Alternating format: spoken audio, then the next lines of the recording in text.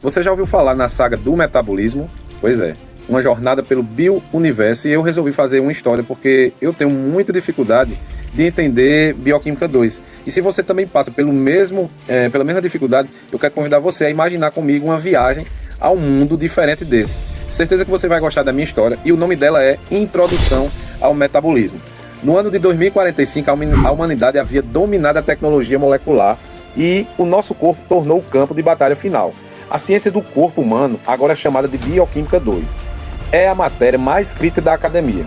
Nosso universo interior, o metabolismo, era um sistema bem complexo e misterioso, um universo à parte.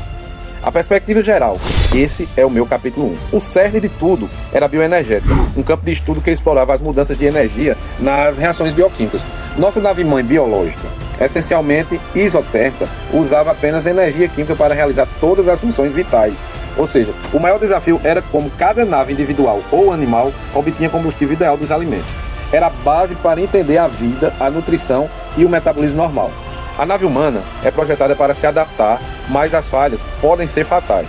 A morte por inanição é o resultado do esgotamento total das reservas de energia.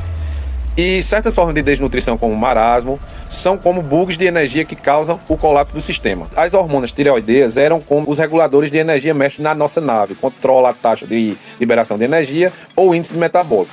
Um mau funcionamento resulta em doenças graves. O excesso de combustível, em vez de ser uma bênção, causa obesidade, e o acúmulo de energia predisposição na nave, ou seja, falha sistemas como doenças cardiovasculares e diabetes mellitus tipo 2, diminuindo drasticamente o tempo de vida. O manual de bordo. Para os engenheiros, o conhecimento do metabolismo normal era vital. Eles sabiam que o sistema tinha modos de adaptação para períodos de jejum, exercício, gravidez e lactação. Mas um metabolismo anormal podia ser desencadeado por defeitos de fabricação sistêmica, deficiência nutricional, deficiência enzimática, secreção anormal de hormonas ou a interferência externa de fármacos e toxinas. As leis fundamentais e seus protocolos. Nosso universo biológico operava de acordo com as leis da termodinâmica. A velocidade das reações era controlada por fatores-chave. A temperatura e o pH eram como as variáveis de ambiente. A pepsina funcionava em um pH cerca de 2, enquanto a tripsina precisava de um pH mais alcalino, cerca de 8. A temperatura também tinha sua otimização.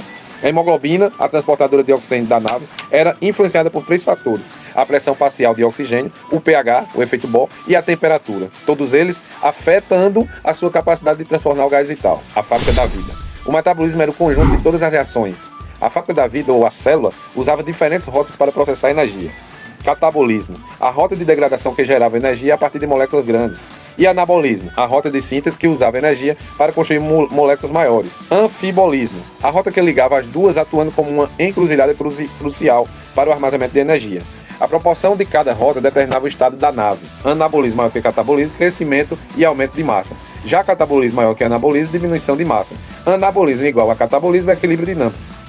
O combustível e os riscos de sobrecarga, a nave necessitava de um fluxo de combustível constante, mesmo que a ingestão de alimentos ocorresse em intervalos.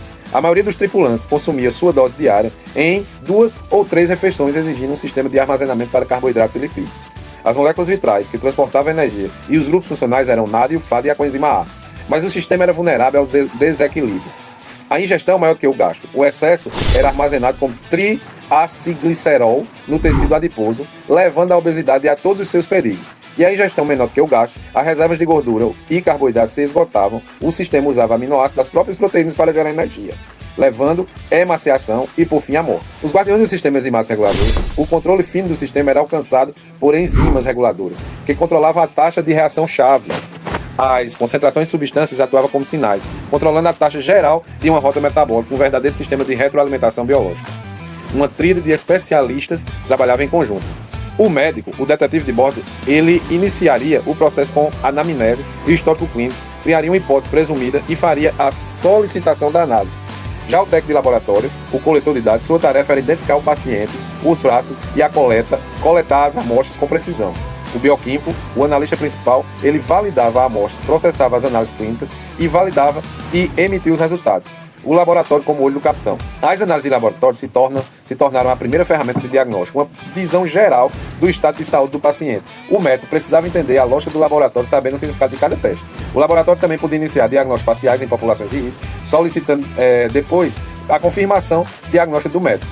A solicitação de uma análise era, na verdade, uma pergunta feita ao laboratório. Os médicos tinham que evitar solicitações sem sentido.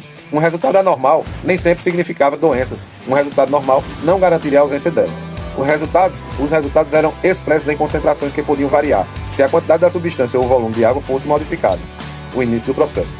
O processo se iniciava com o pedido de análise, que era feito após a anamnese, o exame físico e a hipótese médica formada. A solicitação médica era, nesse caso da nossa viagem, o resultado. A chave, ela deveria conter informações sobre o paciente e a suspeita de patologia para que o laboratório pudesse interpretar as análises. A variabilidade e o quebra-cabeça biológico. A interpretação era um quebra-cabeça de variabilidade biológica. Os valores de referência eram baseados em 95% das pessoas saudáveis, mas as amostras variavam.